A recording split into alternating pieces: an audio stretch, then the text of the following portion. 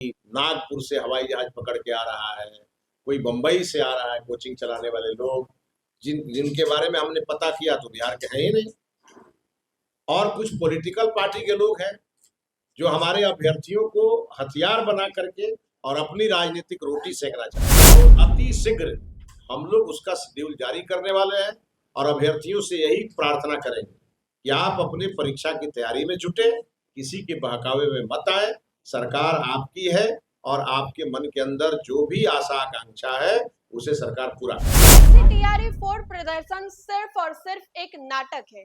यहाँ पर मेगापुर से, नागालैंड से, मुंबई से जो बच्चे हैं वो बुलाए जा रहे हैं और मुझे सब मालूम है कि ये बच्चे कौन हैं।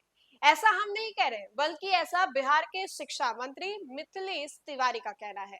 नमस्कार, आप देख रहे हैं न्यूज़ फॉर नेशन, आपके साथ मैं हूं राजनंदिनी। वो प्रदर्शन जो कि देखते देखते विकराल रूप धारण कर चुका था, वो प्रदर्शन जो कि बच्चों के हक की लड़ाई लड़ते लड़ते प्रशासन के खिलाफ चला गया और ऐसे में बीपीएससी टीआरई 4 विज्ञापन जारी करने को लेकर के कल राजधानी पटना में बड़ा आंदोलन हुआ, जहां पर कई छात्र छात्राओं को पुलिस के द्वारा हिरासत में लिया गया।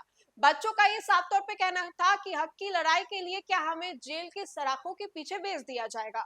ये पहली बार नहीं है जब बीपीएससी टीआरई 4 हो या फिर अन्य परीक्षाओं को लेकर के बच्चों को सड़कों पर उतरना पड़ रहा हो। इससे पहले भी ना जाने कितनी बार बच्चों को हक की लड़ाई के लिए सड़कों पर उतरना पड़ा। और ऐसे में देखिए कि मिथिलेश तिवारी जो कि बिहार के नए शिक्षा मंत्री बने हैं, उन्होंने बीपीएससी टीआरई 4 वाले अभ्यर्थियों को लेकर के कहा है कि मुझे सब मालूम है ये प्रोटेस्ट है या फिर क्या है। हालांकि उन्होंने साफ तौर पे नहीं कहा है, लेकिन उनके जो बयान थे उसको मिला जुला कर अगर हम आपके सामने पेश करें तो मतलब यही था कि बच्चों को कहीं और से बुलाया जा रहा है। वो बच्चे असली नहीं है, यानी कि वो असली अभ्यर्थी नहीं है और वो बच्चे मुंबई से आ रहे हैं, दूसरे जगह से आ रहे हैं। वो मूल्य रूप से बिहार के रहने वाले नहीं, उनका बीपीएससी टीआरई 4 विज्ञापन जारी करने को लेकर के कोई मतलब भी नहीं है।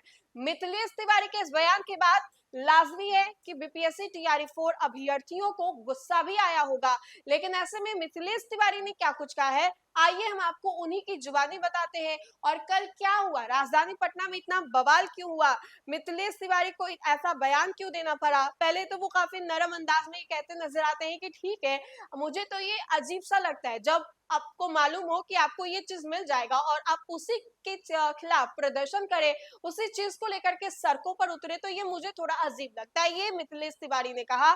और अब आगे उन्होंने ये कहा है कि मुंबई से फ्लाइट पकड़ करके आ रहा है, हमें सब मालूम है। कोई नागपुर से जहाज से आ रहा है तो कोई मुंबई से फ्लाइट से पकड़ करके आ रहा है। हमको पता है कि जो किराया है वो कितना है, बिहार को ही नहीं सबको मालूम है। अब मीडिया से बात करते हुए मिथिलेश तिवारी ने कहा कि कुछ बाहरी लोग भी बिहार आकर के अभ्यर्थियों को भड़काने की कोशिश कर रहे हैं। ये खबर मिली है कि कोई मुंबई से जहाज से आ रहा है तो कोई नागपुर से आ रहा है।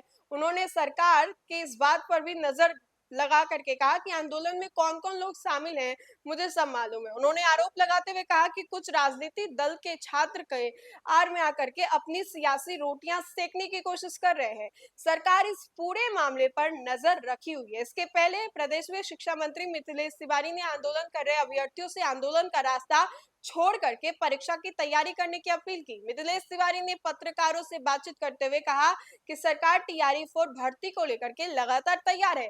आंदोलन करने से कोई फायदा नहीं है, जो चीज होने जा रही है उसी के लिए आंदोलन करना ये ठीक नहीं लग रहा है। वैसे भी किसी को आंदोलन करने से रोका नहीं जा सकता है। उन्होंने अभ्यर्थियों से आंदोलन छोड़ करके परीक्षा की तैयारी करने को लेकर के अपील की और उन्होंने कहा कि ठीक है, आपको जब ये मालूम है कि हम लोग परीक्षा ही करवाएंगे तो आपको सड़क पर उतरने की क्या जरूरत है।